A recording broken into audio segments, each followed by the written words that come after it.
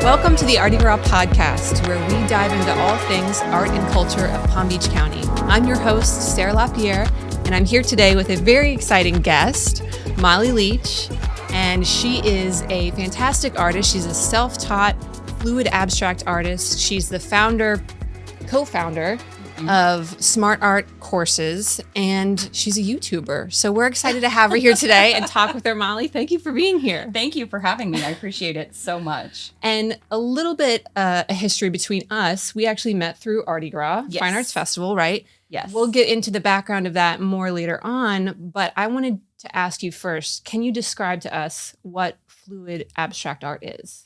Yes. So it's actually been around for many, many years.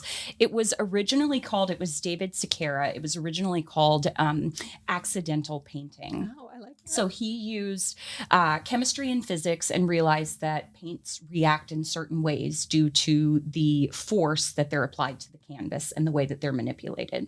And so that is really what fluid art is about. It is about taking, paints, pigments, mixing them with mediums, making them fluid. And some of those mediums can even be just water, I use quite often. And you manipulate them in different ways on the canvas. So this is a fun little science project. I like it. It is, which is like what tickles my brain a little bit as well. But it is mostly with the canvas lying flat on the table instead of up like this, where you are manipulating the paint in a vertical. So you're not working on an easel, you're always working flat. Mm-hmm. Yeah. That's so cool. So I know you got your start kind of maybe in an unconventional way, right? You're self-taught. I want to go back to 2018, I think it was. Mm-hmm. You had just moved into a new place. You're surrounded by blank, empty walls. And you're like, I want to fill this with my own artwork. Yes. So you got started. So what was it that drew you initially when I guess you were deciding what you wanted to put on those walls? What drew you to abstract or to fluid abstract specifically? Yeah. So I've always done something artsy, something creative. I started with seascapes and landscapes. That's what I was drawn to as a child. That's where I've lived most of my life, in coastal cities. And when we bought this home here in Florida and kind of established our roots, it had 2-story ceilings. And the biggest piece of it was that I walked into a room, it had a closet, and there were 3 closet doors. I think they were like 5 foot by maybe 8 feet. They were canvas. Oh, the previous owner had a daughter and wanted her to paint on them, and she never did. Oh, wow. So I had what you would have spent hundreds, if not thousands of dollars on. I had these huge blank canvases. Just raw materials right in front of you. Exactly. Yeah. And so I thought, you know what? I haven't painted in a really long time. I want to find something that I can do with this. And I knew I was just drawn to the fact that I wanted it to be abstract. I wanted there to be motion. I wanted your eye to go up to the ceiling and up the vertical height. So I really knew that abstract art was something that I wanted to do there. And did you just get started right in your house? Like that's where you worked on these first couple of pieces? Funny story. So I decided that I wanted to do the fluid art pieces. I watched a few videos, figured out, what supplies to buy. Mm-hmm. And then I took those doors out to our back patio. Okay. And I did not have any coverings down. I mean, it's concrete, but I splattered paint everywhere in our brand new house that we bought. My husband came home. He said, "What happened? What are you doing?" And I said, "But don't you like the art?" Right. Look at the finished canvas. Don't look at the patio floor, babe. So we had to have somebody come and pressure wash the back porch. And I'm not even going to talk about what is my studio now, which is my garage, which also had a nice brand new floor when we started. Yeah. And now it's its own work of art. I mean, that goes right into being a self-taught artist and learning all of these things along the way, right? Like, what are some of the struggles or the aha moments that you've had starting out 2018 and earlier, and then kind of leading up into now? I'm sure there's been a lot along the way. Yes, there has been. So I think the first part of it was a struggle was really, finding my own voice, right? Mm-hmm. Figuring out what I wanted to do. But before you even get to that, it is figuring out what mediums to use.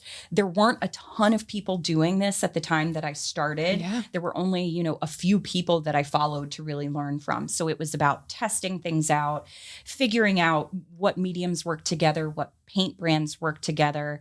And then, the whole process of YouTube came a little bit later on, but I would say relearning and figuring out color theory when working with fluid paints is actually quite different than layering paints onto a canvas with a brush.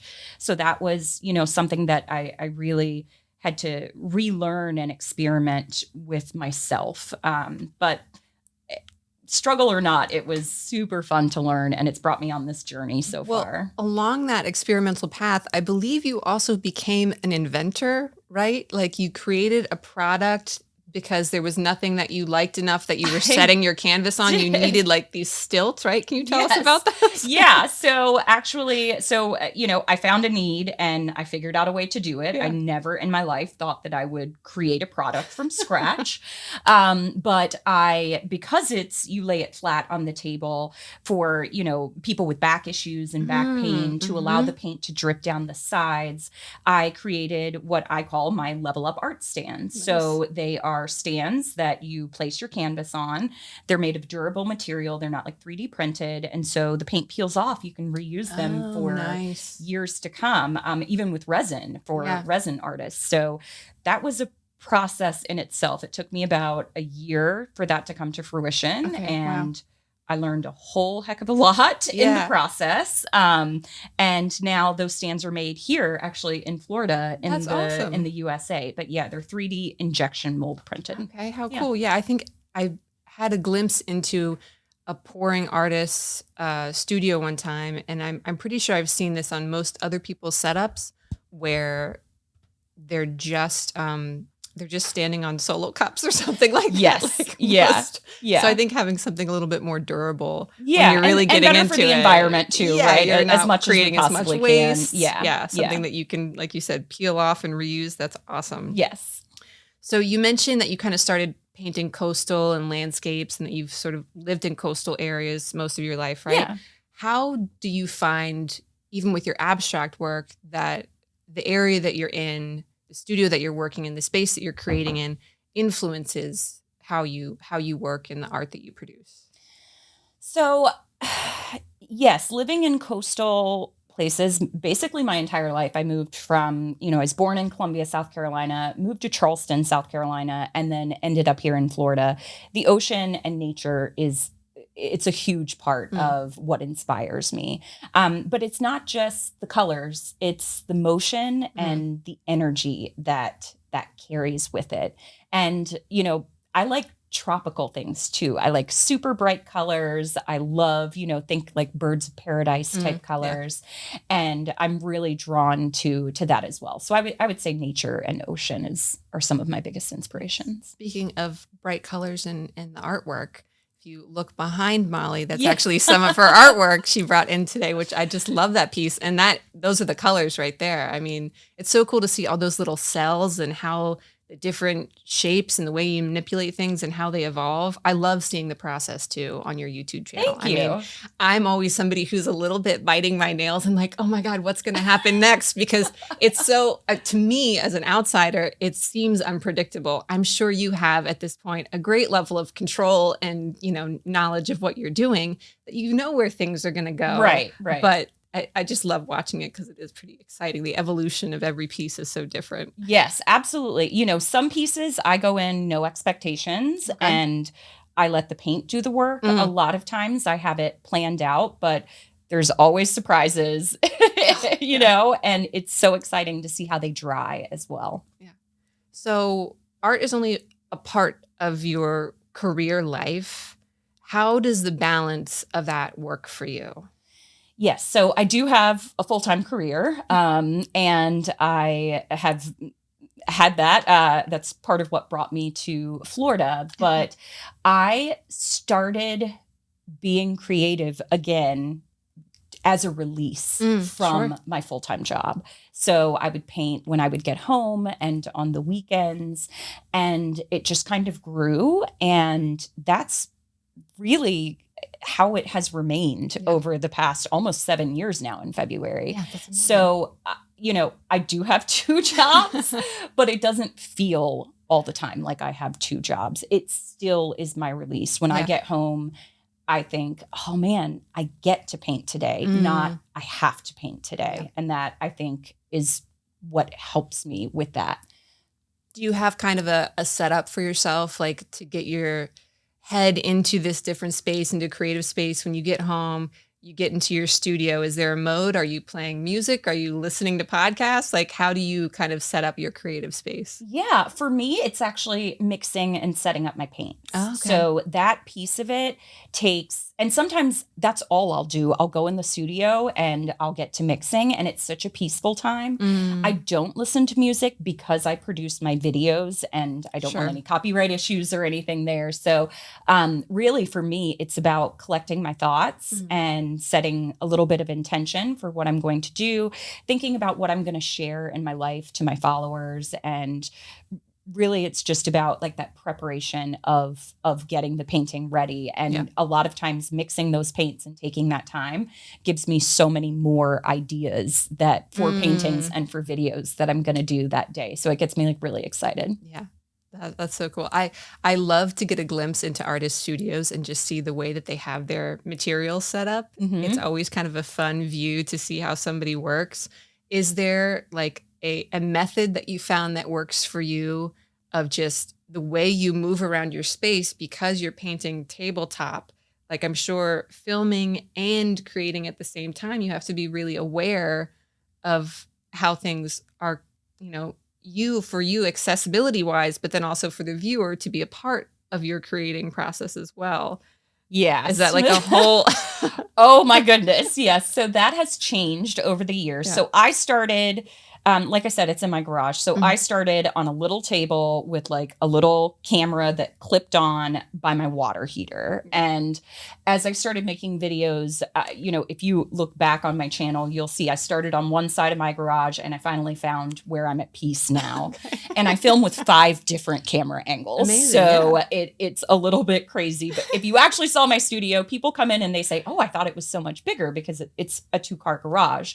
But I have a ladder, and on the ladder I have another attachment that has my overhead view on it too. So it looks a little bit cluttered, but when you're on the artist side of it, actually painting, it feels very open and very free. But I have mine set up. I have all my paints behind me that I have a little bit of a problem with buying paint and medium. And then Can relate. And then in front of me, I have my drying tables because they take 1 to 3 days to dry. So you can't just hang them up immediately and get them out of the space. So you need space for that. And then I pre-mix my paints a lot of times for different techniques because they have different consistencies. And I have that on another table. So I have an entire like L-shaped setup of just preparatory work and drying space. And then I have my little comfort zone, which is where I film my videos. Yeah, because I'm assuming when you get started on a piece, if you're pouring, things are in motion, you can't really just stop and then decide to go mix another color, right? You need to, there literally has to be a flow to this style of work. Yes. Yeah. So I try to mix everything up ahead of time. And then, like I said, my peaceful time is mixing paint. So sometimes I'll just go with that and just mix up an entire batch of colors that I want to use for like a few weeks. Oh, that's exciting. Yeah. And you have those materials all ready to go. Yep, And then, you can next walk time out. you step into your studio, you're like, I got this. Absolutely. Yes. So tell me about what the process of, like, how you decided to start filming this and sharing it when you were creating art, when you were, getting into your space. Yeah. What made you decide that I need to document this and I need to share it?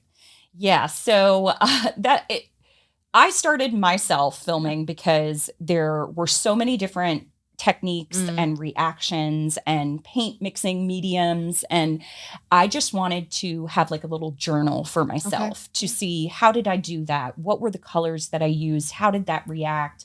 And so I started filming that way. And it took one of my friends, I showed her some of my videos and told her what I was doing. And she said, you should post them on YouTube like all the other people do. And I went home that night. I had no idea what I was doing. I had my country set to a wrong country. I couldn't figure out how to do any of it. But I uploaded that first video, and I think it got originally like 3 views or something like that. But it was there and it was mine, and I did it. And that was kind of what started my journey. I feel like almost everything that has happened to me over the past 6 or 7 years has simply been someone making a recommendation or saying, you should do that.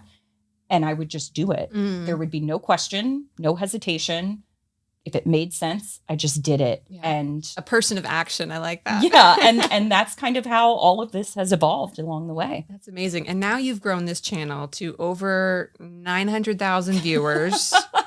That's huge. It's mind-blowing to me. That's a big audience. That's wonderful that you've just, created together, right? This collaborative community. I mean, this is where you've developed smart art courses. And this is something that you co-founded. Do you want to tell us more about what those are and that journey? Yeah. So smart art courses, back in 2019, I got together with a couple of other artists, and we decided that we were going to create a course. We always got so many questions, so many comments, and just to have it all in one place for people, as a reference even. So we thought, okay, we're gonna do this together, and we created that course. It did very well. And myself and one of the other artists, Rinska Dauna, we decided, well, let's scale this, right? Let's get other artists involved. We wanted to create other courses ourselves. So we grew the platform. We co-founded it as Smart Art Courses. And we have that first course that was with Olga Sobi and Rinska Dauna, acrylic pouring A to Z. And then we have built it. And now we have, I think, six courses on there, 2 other guest artists that have come on, and it's just a platform that has kept growing over time. That's awesome. And these are evergreen classes, right? They're not live things, so somebody can access them a year ago and they can access them 5 years from now. Exactly. And it's lifetime access. So as long as the platform is up, you can access it anytime. We have people from years ago that still come back and use it. That's so cool. You've created something great when people keep coming back for more. Yeah, right? Absolutely. So what are some of the things, like, how do you engage still, even though they're evergreen? How do you engage and kind of support those students, those followers? Yeah. As they're learning from you guys from these courses? Yeah, so they're allowed to post comments and pictures, and that's actually the most exciting part, because you're putting your energy into teaching someone, and then you get to see them actually do it. And so we have comments. We have a private Facebook group. So for anybody that's bought any of the courses, they're in there. It's a safe place to share, to ask questions, to learn from others. So that is a really great way. And then, of course, we email back and forth with our students if they have questions as well. love that. What a just exciting thing that you've built, and you get to keep seeing it grow and experiencing your students' artwork. That's such a special thing to be able to see. Those dinner reservations and tea times will have to wait, because there's an art-filled paradise beyond these beaches.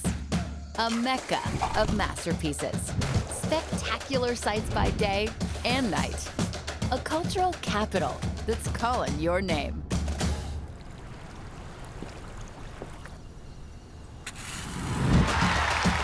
See so much more than you came for in the Palm Beaches.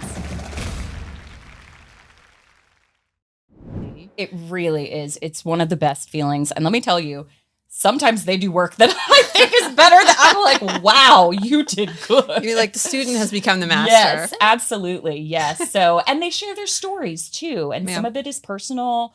And they get into art shows. And, you know, it's like watching, I don't want to say your children, but, you know, it's like watching them grow up and evolve Absolutely. into their own journey, their own creative journey. Yeah. And I think that it's a really rewarding thing. Absolutely. And it's energizing too, right? As creatives, I think we seek out those kind of times where we can share, you know, you're somebody who is not, you're not putting up any gates or any barriers or keeping any secrets of like how I do this thing.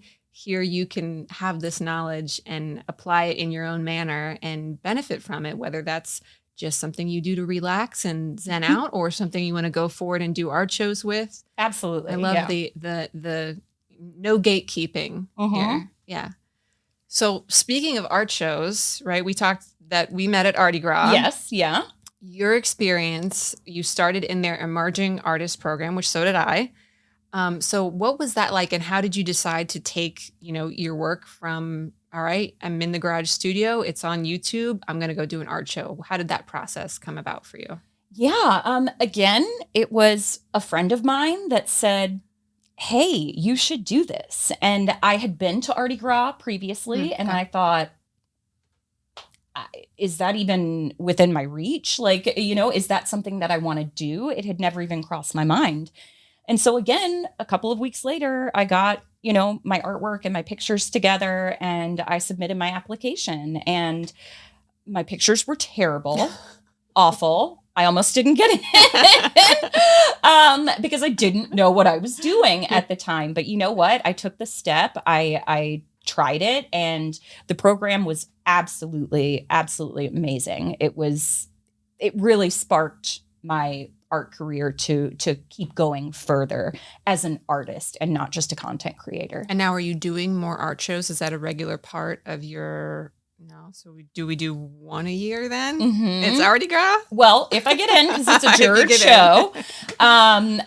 But I did, so that first year after I did the emerging artist program at Artistry, I applied to like 5 or 6 different shows. Yeah. And again, I only have time on the weekends and at night to do this. And there's only so much inventory you can create at a time. And I did a bunch of other shows. And while it was still profitable, it was still fun.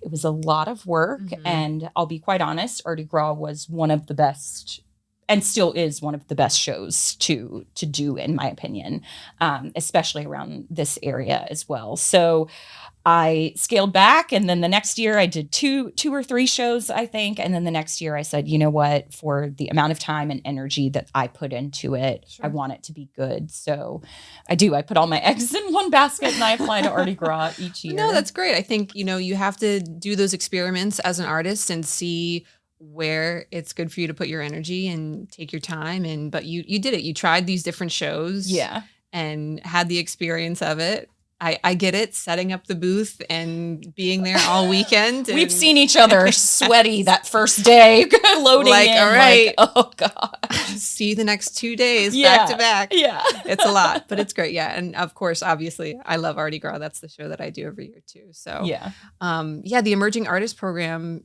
it's a special one. It's one, like I said, that I started at too. They give you a lot of resources and a lot of information that is not necessarily easy to find, you know, if you're just kind of getting started. And this is whether you're an experienced artist but have never done an art festival, or you're somebody who's really, you know, maybe you're just graduating or you're just getting into the art world.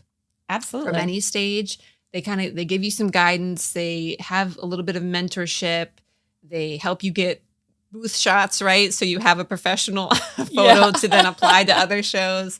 Yeah, those kind of things. I love that program. I think it's so great to see, an event supporting local artists that Absolutely. way. Yeah. Of any stage of life. I love it. Every year, that's one of the things that if I don't get to walk around the whole show, which I usually don't because we're busy at our booths, Right. I will always go check on and meet the emerging artists Absolutely, and see who's there and just kind of give them you got this. Yeah.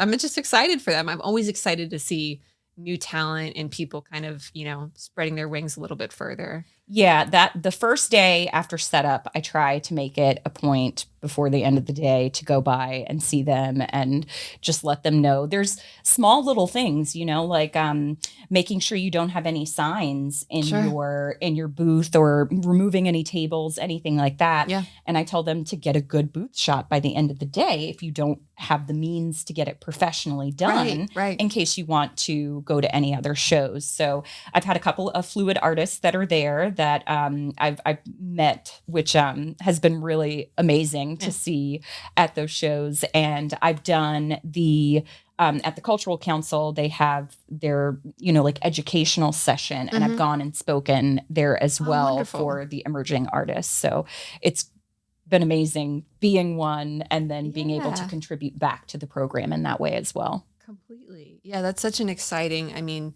there's so much energy around those things, right? Again, it's another level of where can I usher in and kind of share the information that I've gleaned. Yeah. And network too. Right, absolutely. With other artists. The Emerging Artist Program chooses, it's not just painting, it is ceramics, it's photography, and it's so amazing to network and meet other people and to see their art and to see them flourish too. So let's talk about then networking, right? How do you you've built this big community online. You have a community in person as well, obviously. I love the friends you keep because they're clearly supportive of you doing more and more in your art world, which I love. In what ways do you find that you really love to engage with your audience and share your art?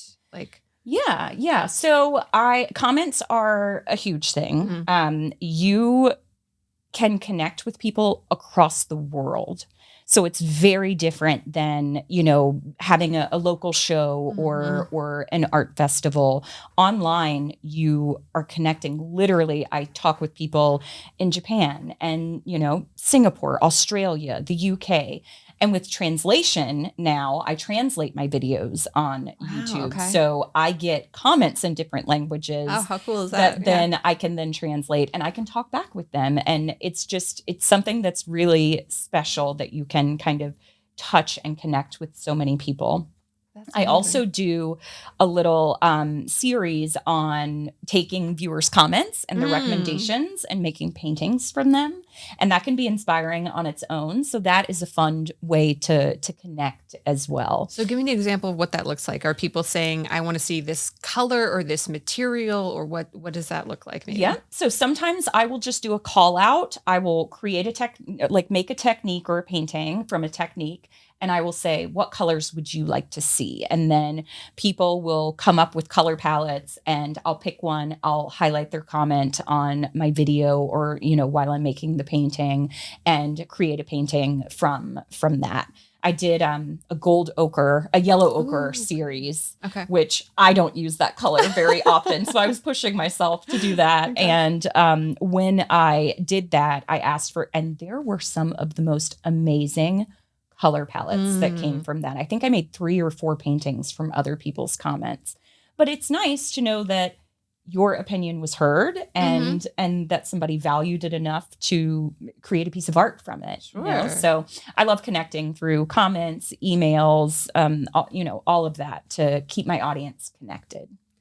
So what do you think has been the most rewarding part of building this community?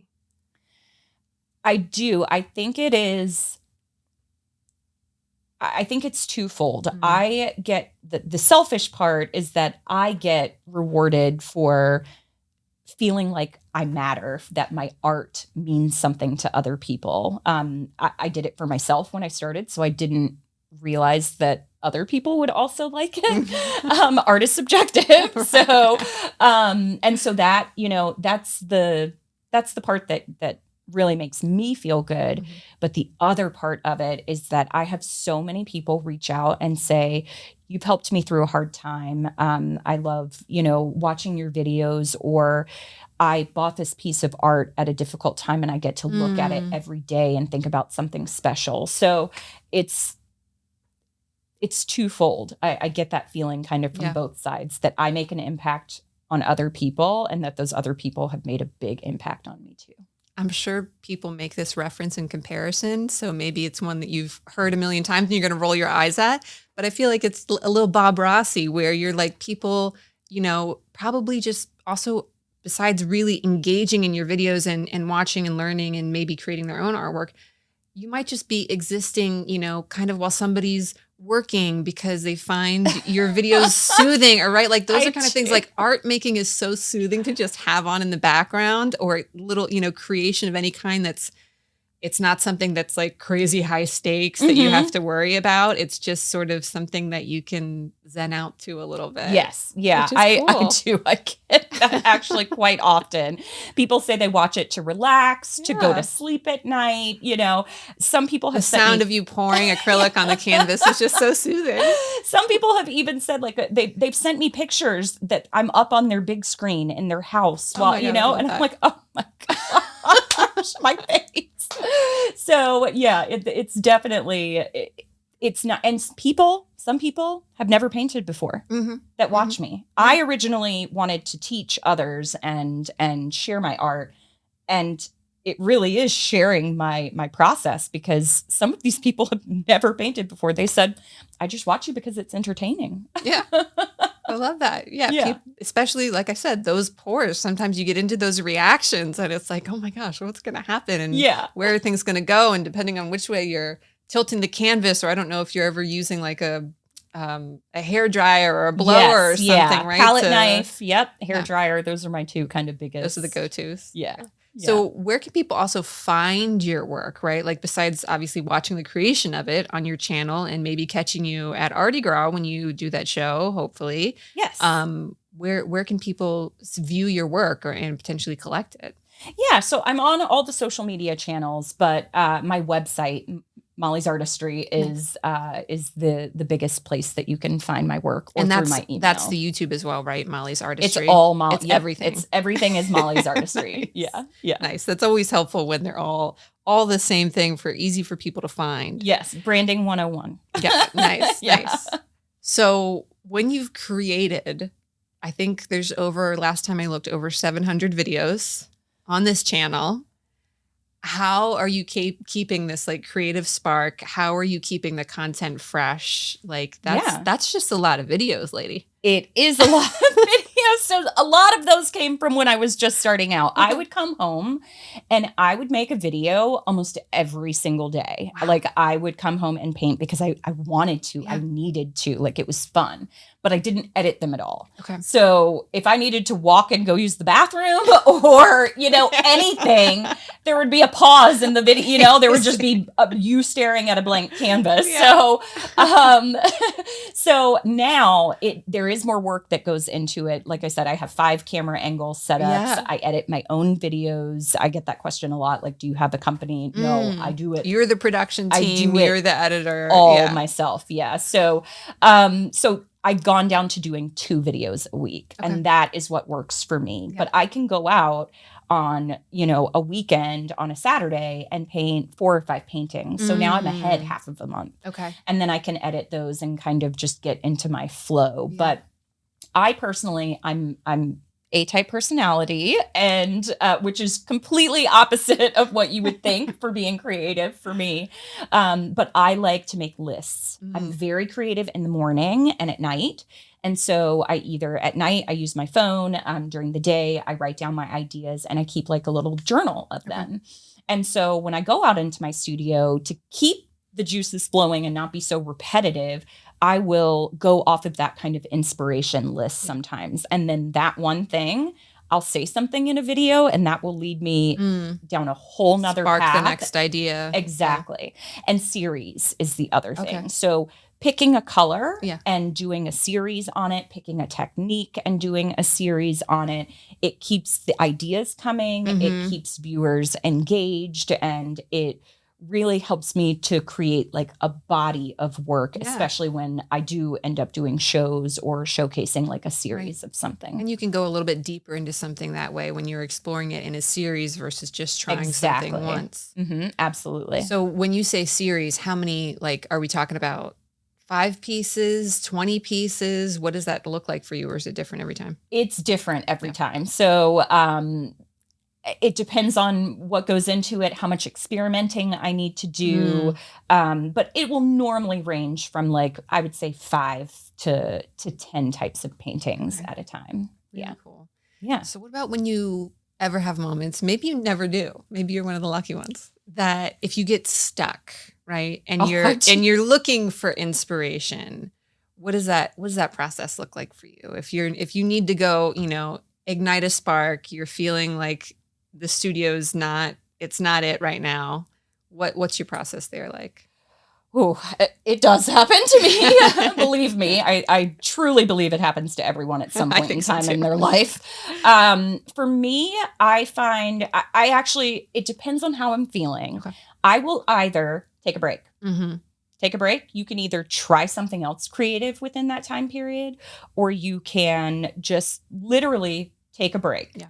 And then what I find is that I start missing it and I start longing to do something again. The other thing is I go back to the basics. I will go back and do something that I know works, that I know that I will like, that has a good outcome for me.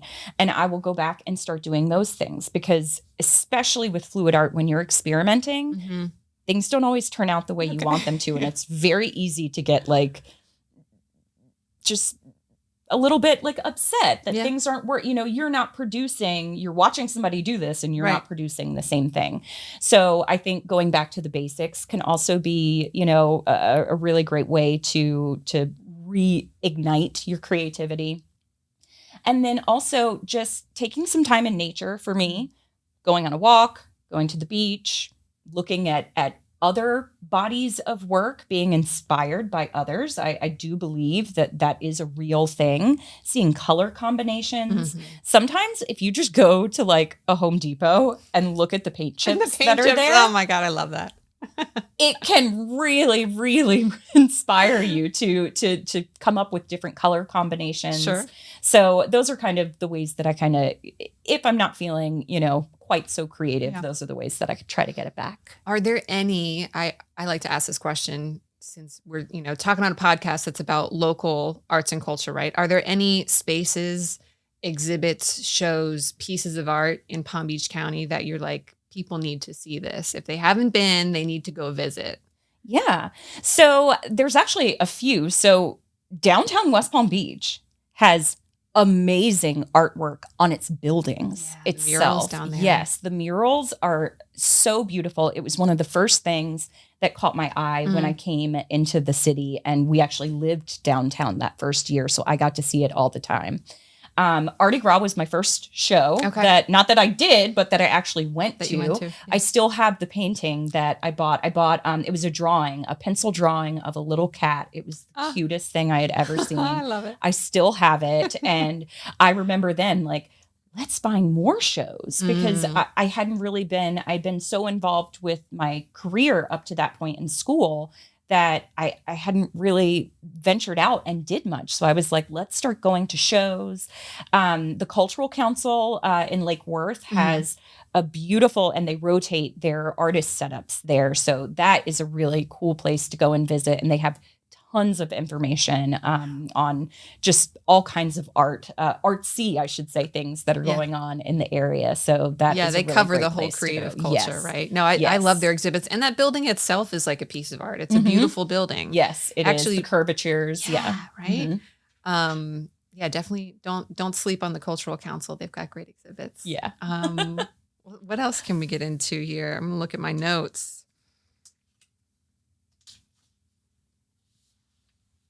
All right, we talked about some inspiration. let's get into, let me see what time it is. Okay, we're doing great.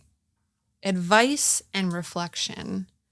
It's kind of where I like to wrap things up. Yeah. So for someone just starting out in maybe either fluid art or the creative side of showcasing and sharing their artwork on YouTube, you have any particular advice? Goodness. Yeah, over the years, I have had to stay true to myself.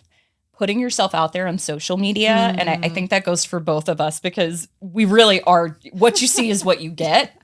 And that can be kind of quirky and funny and endearing, but being true to yourself and listening to others, but taking what you need from it and letting the rest of it go and being able to understand that you have value and what you bring to whatever creative journey or artistic community that you're in, that you have value and what you do matters and you can truly evolve and grow and make yourself into whatever you want to be. I know it probably sounds kind of mushy, but that is what I've held on to this entire time. And if I was trying to help someone along their art journey, I would say, be true to yourself, find value in what you do what you love, find your passion, stick with it, and the rest will come. The rest will follow. That's incredible. I love that. And I think you've been an amazing example of that. I mean, you've come a long way, I think, in a relatively short amount of time as an artist. And to see that growth and to know that we have just incredible talent here in Palm Beach County, it's really exciting. Thank you, Sarah. I appreciate that. Thank you so much for coming on the show today and having this conversation with me and sharing your story. I love to hear it all. And thank you for bringing some of your work in today for us to see. Thank you. Yep. Remind us again, if people want to check out your work, check out your YouTube, where they can find you. Yes. So Molly's Artistry, it's mollysartistry.com, or it is Molly's Artistry on YouTube, Instagram, Facebook, TikTok, all of them. All the good things. Okay, Great. Well, thank you, viewers, followers, listeners, for tuning in with us today. That's all for today's episode of the Artie Girl podcast. Huge thank you to our sponsor, the Cultural Council for Palm Beach County. I'm Sarah LaPierre. I'll see you next time.